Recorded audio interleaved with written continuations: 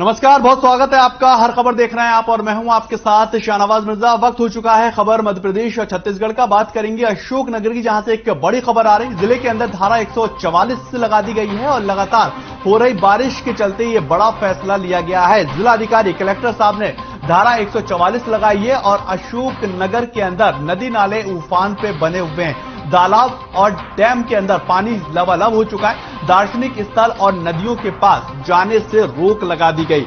अशोकनगर जिले के अंदर यह बड़ी खबर।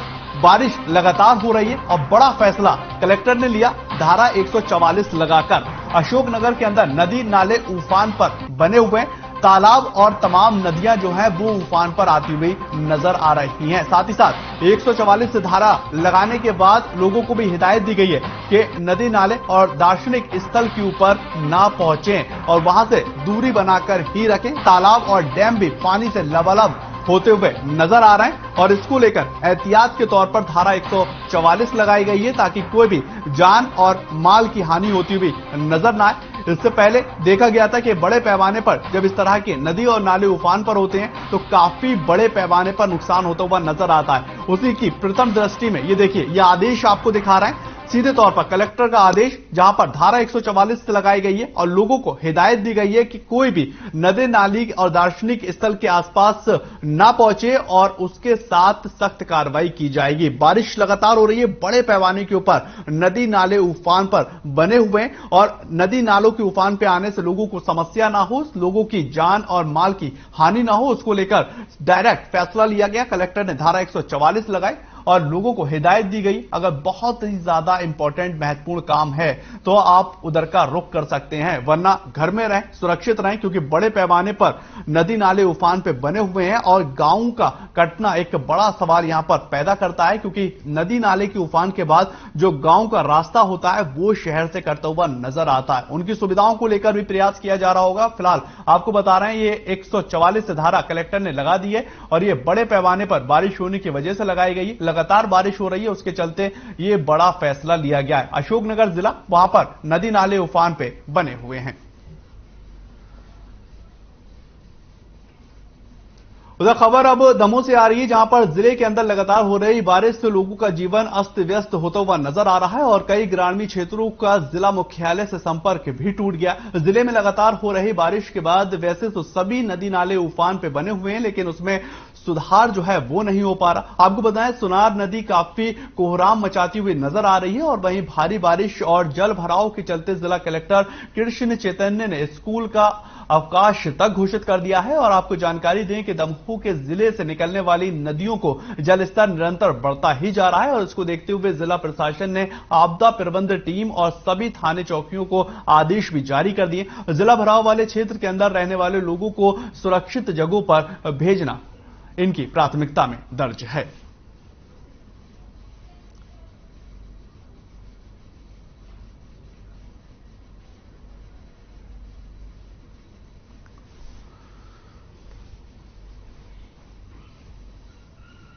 तो वहीं पर जबलपुर के बरगी बांध के अलावा आसपास के जिलों में हो रही मूसलाधार बारिश से बरगी बांध भी लगातार भर चुका है और इसको देखते हुए बरगी बांध के 15 गेट 1.53 एम ऊंचाई तक खोल दिए गए।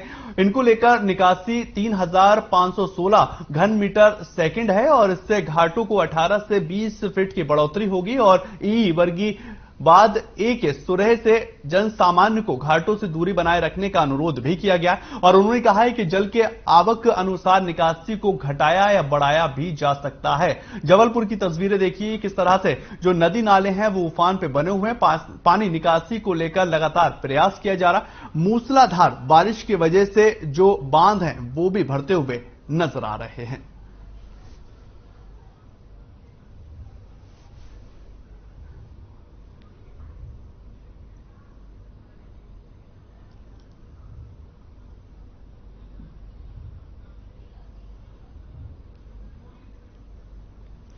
ये जबलपुर की आपको तस्वीरें दिखा रहे हैं। पानी निकासी को लेकर 15 गेट जो है वो खोल दिए गए हैं और मूसलाधार बारिश से जो बरगी बांध है वो भी भरता हुआ नजर आ रहा है। 7,500 घन मीटर पानी का आवक जो है वो होता हुआ नजर आया है और एक बड़े पैमाने पर, एक बड़े स्तर के ऊपर ये जल जो है वो भरता हुआ नजर आ रहा है। नदी नाले उफान पर हैं और मूसलाधार बारिश जो है वो जबलपुर के अंदर होती हुई नजर आ रही है।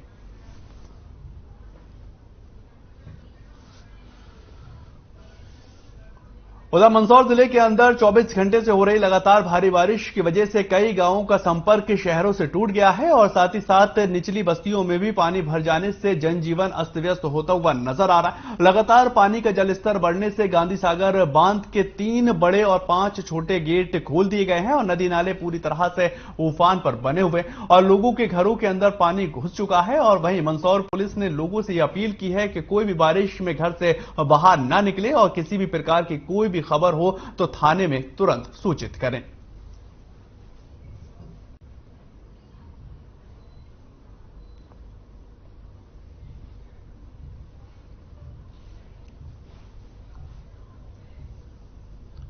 तो वहीं पर रायसेन के अंदर भी भारी बारिश लगातार होती हुई नजर आ रही है और इससे जीवन अस्त व्यस्त लोगों का होता हुआ दिखाई दे रहा है। रायसेन के अंदर बीते 24 घंटे के अंदर 13 सेंटीमीटर से अधिक बारिश दर्ज की गई है और इसी को लेकर कई जगह नदी नाले उफान पर आते हुए नजर आए। लोगों को गलियों में और घरों में भी भारी बारिश से परेशानियों का सामना करना पड़ रहा है और रायसेन के चारों तरफ पानी भरने से अव्यवस्थाओं का माहौल जो है वो बनता हुआ नजर आया। रायसेन कलेक्टर अरविंद दुबे ने नागरिकों से सुरक्षित स्थानों पर रहने की और जाने की अपील की है और साथ ही कहा कि जहां अधिक पानी हो उस स्थान पर न जाएं, इसकी हिदायत दी है। बाढ़ की स्थिति को देखते हुए सूचना के आदान प्रदान के लिए आपदा एवं नियंत्रण कक्ष भी स्थापित किया गया है और इस पर रायसेन कलेक्टर अरविंद दुबे की 24 घंटे की नजर बनी हुई है।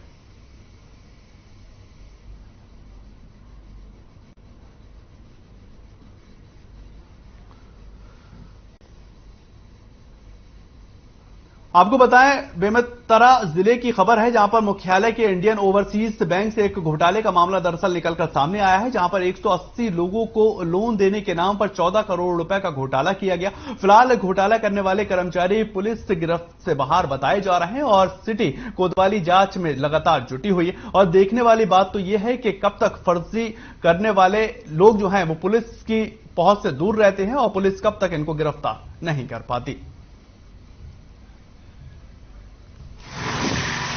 18 तारीख को इंडियन ओवरसीज बैंक के बैंक मैनेजर रज्जू पटनवार के द्वारा लिखित आवेदन प्रस्तुत किया है कि पूर्व के मैनेजर विनीत दास के द्वारा बैंक के नियमों की अनदेखी कर करीबन 180 हितग्राहियों को विभिन्न प्रकार के लोन देकर बैंक को करीबन 14 करोड़ रुपए का नुकसान पहुंचाया है, जिस पर से उनके आवेदन पर थाना बेमेतरा 420 आईपीसी एवं अन्य धाराओं के विरुद्ध के तहत अपराध पंजीबद्ध कर जांच की। तो वहीं पर बलरामपुर जिले के राजपुर के अंदर पुलिसकर्मी जान जोखिम में डालकर ड्यूटी करने को लगातार मजबूर होते हुए नजर आ रहे हैं और आपको बताएं कि थाने के 57 से अधिक पुलिसकर्मियों की तैनाती है और उनके रहने के लिए 10 आवास बनाए गए हैं, लेकिन उनकी हालत काफी जर्जर हो चुकी है। अंदर की दीवारें तक टूट चुकी हैं और छत का प्लास्टर भी रुक रुक कर बार बार गिरता हुआ नजर आ रहा है। वहीं महिला पुलिसकर्मियों का तो कहना है कि खाना बनाते समय या खाना खाते समय कभी भी छत का प्लास्टर गिरने लगता है और इससे कई बार उन्हें चोट भी लगी। ऐसे में अपनी सुरक्षा को देखते हुए वो छाता ओढ़े रहते हैं और पुलिस कर्मियों ने आगे यह भी बताया कि उन्हें गृह भत्ता काफी कम मिलता है और ऐसे में वो किराए का मकान नहीं ले पाते। इस पूरे मामले पर थाना प्रभारी ने कहा कि पुलिस कर्मियों के रहने में काफी परेशानी है, लेकिन ड्यूटी करने के लिए किसी भी तरह को वहां रहती हैं और इसी को लेकर दिक्कतों का इनको सामना करना पड़ता है। मकान जो पुलिस के लिए बने हुए थे काफ़ी पुराने समय के मकान बने हुए हैं और जर्जर तो हो गए हैं, जर्जर हैं काफ़ी। हमने इसकी सूचना अपने वरिष्ठ अधिकारियों को भी दी है और माननीय संजय जी महोदय को भी हमने ज्ञापन सौंप के वास्तुस्थिति से अवगत कराया था और जल्द ही इस पे ऊपर से कुछ रिपेयर वगैरह या कि कुछ भी समाधान होगा। घर पूरा ऊपर प्लास्टर गिर रहा है और छाता लेकर इसलिए खड़ी हूँ क्योंकि जब भी खाना खाते हैं बैठती थी नीचे, प्लास्टर पूरा कभी कभी आधा खाना खाए रहती हूँ तो गिर जाता है, फिर खाना पूरा फेंकना पड़ता है। और पुलिस की नौकरी में तो इतना टाइम नहीं है कि 10 बार खाना बनाया जा सकता है, इसीलिए। तो वहीं पर चावर गांव के ग्रामीण अपने गांव को नारायणपुर जिले में शामिल करने को लेकर मांग को लेकर कलेक्ट्रेट के पास पहुंचे और कलेक्टर को ज्ञापन तक सौंपा है। आपको ये बताएं कि ग्रामीणों ने कांकेर जिले को छोड़कर नारायणपुर जिले में जाने की बात कही। दरअसल गांव में पहुंचने के लिए रास्ता नहीं है और न ही कोई मूलभूत सुविधा वहां पर मुहैया हो पाई। साथ ही नारायणपुर जिला गांव से बहुत कम दूरी की वजह से लोग नारायणपुर जिले में शामिल होने की लगातार मांग कर रहे हैं और वहीं पर मांग करने पहुंचे लोगों का यह कहना है कि नारायणपुर जिले के अंदर शामिल होने से उनकी सभी कामों को लेकर सुविधाएं मिलती नजर आएंगी।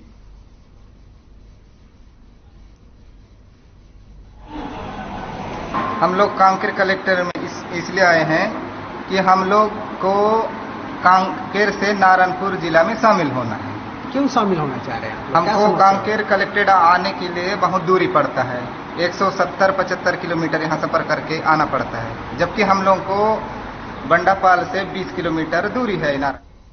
इस वक्त एक बड़ी खबर आ रही है। बड़ी खबर आपको बताएं, रक्तदान शिविर का जो है वो आयोजन होता हुआ नजर आया है और एक बड़े पैमाने पर अंबागढ़ से यह खबर है। रक्तदान शिविर का यह आयोजन हुआ है। दरअसल आजादी के अमृत महोत्सव के तहत यह आयोजन किया गया है और राजीव युवा मिथान क्लब ग्राम पंचायत ने इसका आयोजन किया और लोग वहां पर बढ़ चढ़कर रक्तदान करते हुए नजर आए। मेडिकल कॉलेज की टीम भी उसमें शामिल बताई जा रही। ये बड़ी खबर अंबागढ़ से बता रहे हैं, जहां पर रक्तदान शिविर का आयोजन किया गया और आजादी के अमृत महोत्सव के तहत ये पूरा आयोजन हुआ है। इसमें बढ़ चढ़कर युवा जो हैं वो रक्तदान कर रहे हैं और लोग जो है पहुंचते हुए नजर आ रहे हैं। मेडिकल कॉलेज की टीम ने अपनी जिम्मेदारियों को भी निभाया है और तमाम लोग एकजुट होकर आजादी के 75वें अमृत महोत्सव के जश्न को मनाते हुए नजर आ रहे हैं और अपने रक्तदान कर दूसरों की जिंदगी बचाने का जो लक्ष्य है, जो साहस है, उसको निभाते हुए, उसको निर्वहन करते हुए नजर आ रहे हैं। तस्वीरें आप देखिए, ये रक्तदान शिविर की हैं जहां पर ये शिविर आयोजन किया गया।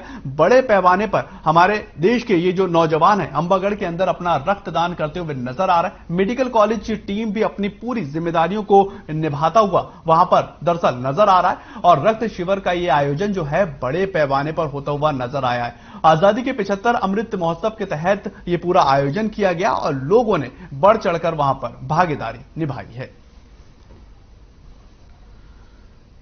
तो वहीं पर खबर अब छुरिया से आ रही है, जहां पर छत्तीसगढ़ के बेरोजगार युवा और बेरोजगारी और भ्रष्टाचार को लेकर 24 अगस्त को मुख्यमंत्री निवास का घेराव करेंगे और सरकार ये रोजगार और बेरोजगार भत्ता देने की मांग जो है वो लगातार की जा रही। कांग्रेस ने बेरोजगारी भत्ता देने का युवाओं से वादा किया था, जो कि अब तक पूरा नहीं हो पाया है और भारतीय जनता पार्टी युवा मोर्चा के प्रदेश मंत्री कैलाश शर्मा ने कहा है कि युवा मोर्चा प्रदेश भर के अंदर हजारों बेरोजगारों के हित में चरणबद्ध तरीके से आंदोलन करता हुआ नजर आएगा। आपको बताएं, युवा मोर्चा जिले से लेकर बूथ स्तर तक बेरोजगारी फॉर्म युवाओं से भरवाना और चौक चौराहों पर वॉल राइटिंग और बेरोजगारों को लेकर युवाओं से वादा कर सरकार सो गई है और भारतीय जनता युवा पार्टी मोर्चा के प्रदेश मंत्री कैलाश शर्मा ने प्रदेश के सभी बेरोजगार युवाओं से यह आह्वान किया है कि इस आंदोलन को सफलता के लिए भारतीय जनता युवा मोर्चा का सहयोग करें और अपने हक की आवाज के लिए लड़ें।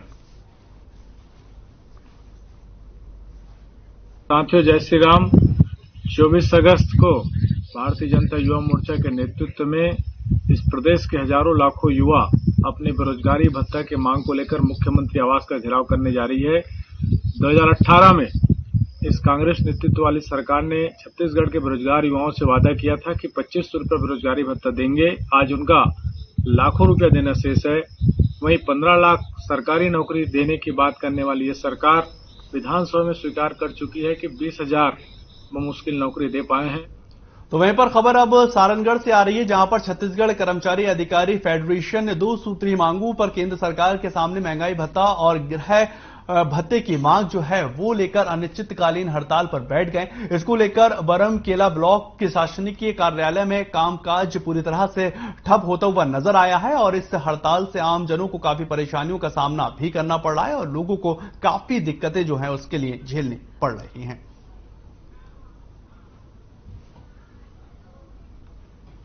की अगली कड़ी में छत्तीसगढ़ कर्मचारी अधिकारी फेडरेशन के तत्वाधान में प्रांतीय निकाय के आह्वान पर यह चरणबद्ध आंदोलन चल रहा है।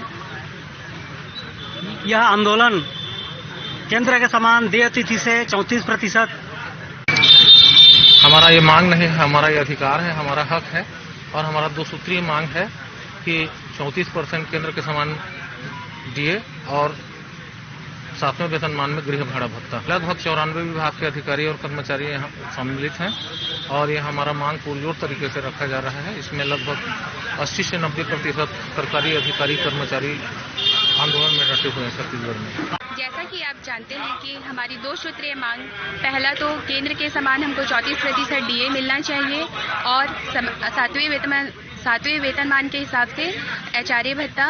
इन 2 सूत्रीय मांग के लिए हम सभी शिक्षक साथी और सभी विभाग के जितने भी सदस्य हैं सभी आंदोलनरत हैं। मैं माननीय मुख्यमंत्री जी से निवेदन करती हूं कि वे जल्दी से जल्दी हमारी 2 सूत्रीय मांग को पूरा करें। तो वहीं पर खबर अब कांकेर से है, जहां पर समाज सेवी जन सहयोगी संस्था ने जिला अस्पताल के चलने वाली सफाई अभियान को चलाया है और स्वच्छता अभियान में संस्था के कार्यकर्ताओं के साथ नगरपालिका कर्मचारियों ने भी सहयोग जो है वो निभाया। इस दौरान भारत माता की प्रतिमा स्थल के लेकर जिला अस्पताल तक कार्यकर्ताओं ने साफ सफाई अभियान को चलाया और वहीं बरसात के कारण नालियां चौक हो गई हैं और कचरे के कारण यहां पर गंदगी फैलती हुई नजर आई, जिसको लेकर जन सहयोग और समाज सेवियों और नगरपालिका कर्मचारियों ने मिलकर कचरे को साफ किया है। और वहीं पर जन सहयोग के अध्यक्ष अजय पप्पू मोटवानी और उनके साथियों ने नगरपालिका कर्मचारियों का स्वागत भी जोरदार ढंग से किया और ये कहा कि अपने शहर को स्वच्छता और स्वच्छ रखने के लिए सबका सहयोग होना बहुत ही ज्यादा महत्वपूर्ण है।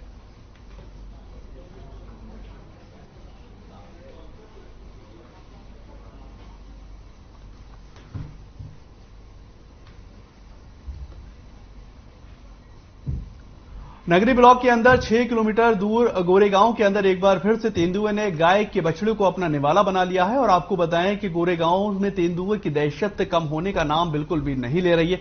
आए दिन तेंदुआ पालतू पशुओं को अपना निवाला बनाता हुआ नजर आ रहा है। दरअसल सोमवार सुबह बस्ती के अंदर खून से लथपथ बछड़े को घसीटते हुए और उसके पंजे का कई जगह निशान मिलने से एक बार फिर से ग्रामीणों के अंदर दहशत का माहौल जो है वो बना हुआ है। वहीं स्थानीय ग्रामीणों ने बताया है कि वन विभाग के कर्मचारियों को कई बार तेंदुओं की घटना के बारे में अवगत करवा दिया गया है, लेकिन विभागीय अधिकारियों की ओर से तेंदुओं को पकड़ने के लिए कोई भी अभी तक ठोस कदम नहीं उठाया गया। उन्होंने यह भी अभी तक बताया है कि कोई भी सुरक्षा मुहैया नहीं करवाई गई, जिससे ग्रामीणों के अंदर आक्रोश लगातार पनपता हुआ नजर आ रहा है और मौके पर कई स्थानीय ग्रामीण मौजूद रहे और उन्होंने अपनी बातों को रखा है।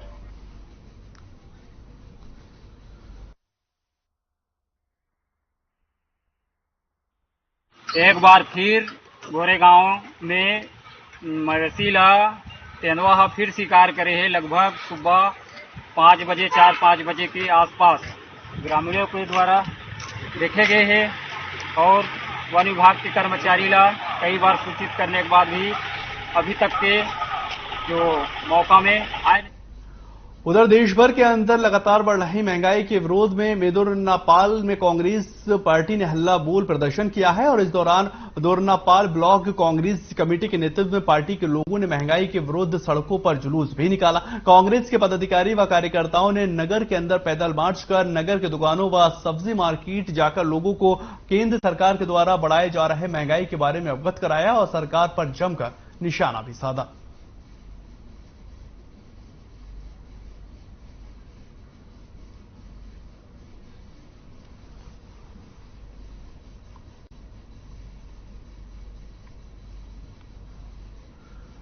खबर बेमेतरा जिले से है, जहां पर साजा सामुदायिक स्वास्थ्य केंद्र के अंदर आने वाले लोग अस्पताल के अंदर फैली गंदगी से काफी ज्यादा परेशान होते हुए नजर आ रहे हैं और अस्पताल के अंदर गंदगी का ये आलम देखने को मिल रहा है कि अस्पताल के कूड़ादान से कूड़े को सही समय पर नहीं उठाया जाता। इसकी वजह से मरीजों और उनके परिजनों को कूड़े से होने वाली बदबुओं से काफी परेशानी झेलनी पड़ती है और अस्पताल में सफाई के लिए कर्मचारियों की नियुक्ति की गई है और उसके बावजूद भी कूड़े का निस्तारण सही तरह से सही ढंग से नहीं होता दिखाई देता।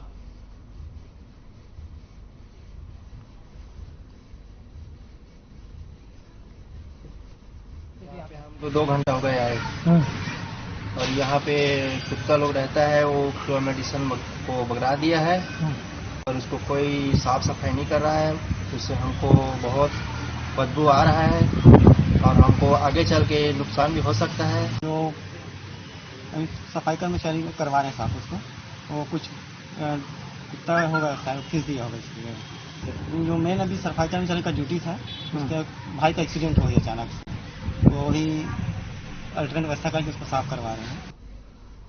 तो वहीं पर बलरामपुर जिले के रामचंद्रपुर थाना अंतर्गत मंगलवार को हुए नाबालिग से दुष्कर्म के मामले में पुलिस ने मामले को दर्ज करते हुए आरोपी के पता साजी शुरू कर दी है, यानी कि पता लगाना जो है वो शुरू कर दिया है। और वहीं पर दुष्कर्म शिकार हुई नाबालिग को इलाज के लिए सामुदायिक स्वास्थ्य केंद्र के अंदर भर्ती भी करवा दिया गया, जहां पीड़ित परिवार से मिलने के लिए पूर्व राज्यसभा सांसद राम विचार नेतनाम हॉस्पिटल पहुंचे और परिवार वालों से मुलाकात की और उन्हें न्याय दिलाने का आश्वासन भी दिया है।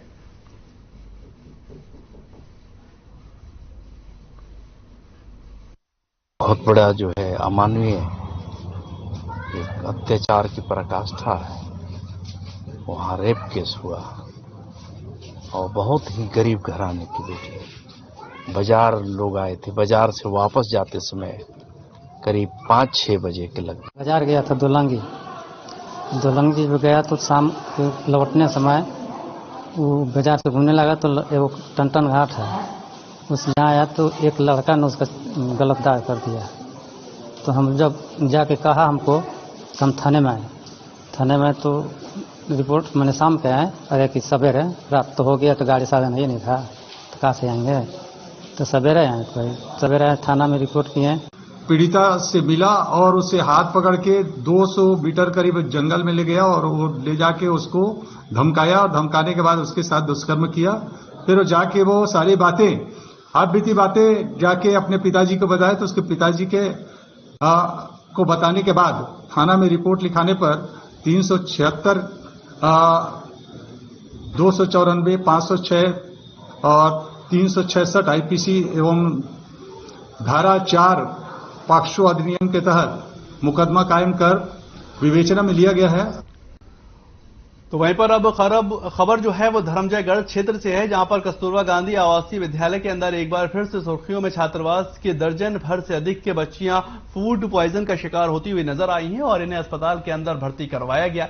बच्चों का यह कहना है कि सुबह का नाश्ता खाने के बाद उनकी तबीयत खराब हो गई और इन बच्चियों की तबीयत खराब हुई और लगभग 10 से 12 साल की ये बच्चियां बताई जा रही, जहां बच्चों का डॉक्टरों की देखरेख में उपचार अब जारी है। और डॉक्टरों का यह कहना है कि उस हॉस्पिटल से हर महीने 5 या 7 बच्चे हमेशा हॉस्पिटल में आते रहते हैं और डॉक्टरों से पूछने पर उन्होंने कहा है कि वहां के पानी में कुछ कमी पाई जाती है और इसी से बच्चों की हमेशा पेट दर्द, उल्टी और दस्त के साथ साथ फूड पॉइजनिंग जैसी शिकायतें आम बात बनती रहती हैं।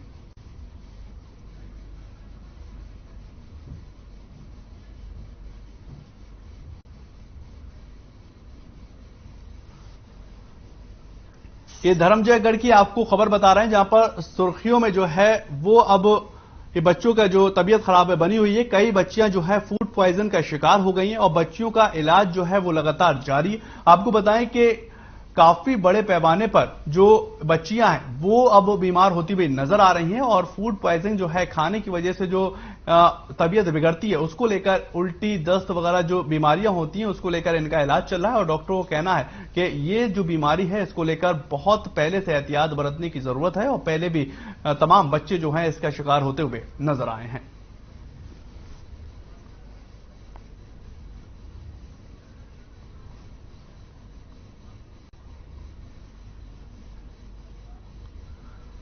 तो वहीं पर समाज सेवी जन सहयोग संस्था की ओर से जिला अस्पताल के सामने सफाई अभियान चलाया गया है और ये स्वच्छता अभियान में संस्था कार्यकर्ताओं के साथ साथ नगरपालिका कर्मचारियों ने भी अपना पूरी तरीके से सहयोग जो है वो दिया। गांधी उद्यान चौक के पास भारत माता की प्रतिमा स्थल को लेकर जिला अस्पताल के सामने तक जन सहयोग संस्था के कार्यकर्ताओं ने साफ सफाई को किया है और वहीं पर बरसात के कारण नालियां चौक हो जाती हैं और इसको लेकर रास्तों को फालतू पौधे या कचरे के कारण वहां पर गंदगी फैलती हुई नजर आती है, जिससे जन सहयोग से समाज सेवियों ने साफ किया है।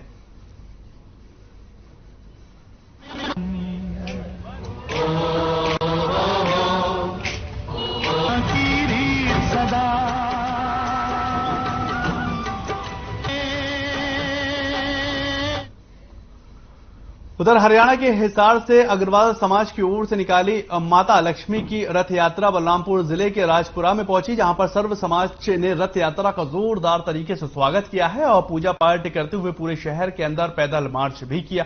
लोगों के अलावा संसदीय सचिव चिंतामणि महाराज ने भी मां की पूजा करने के बाद उनका आशीर्वाद मांगा है और अग्रवाल समाज ने बताया है कि हरियाणा के अग्रोहा में माता लक्ष्मी की 108 फीट ऊंची और 108 फीट चौड़ी मूर्ति बनाई जा रही है और मां लक्ष्मी सबकी पूजनीय है। ऐसे में पूरे देश में ये यात्रा निकाली गई है, जिसमें 18 रथ अलग अलग क्षेत्रों और प्रदेश में घूम घूमकर लोगों को उनके घर के सामने हैं और माता के दर्शन के लिए लोग जो हैं वो बड़े पैमाने पर आते हुए नजर आ रहे हैं, माता के दर्शन करने का सौभाग्य लेते नजर आ रहे हैं।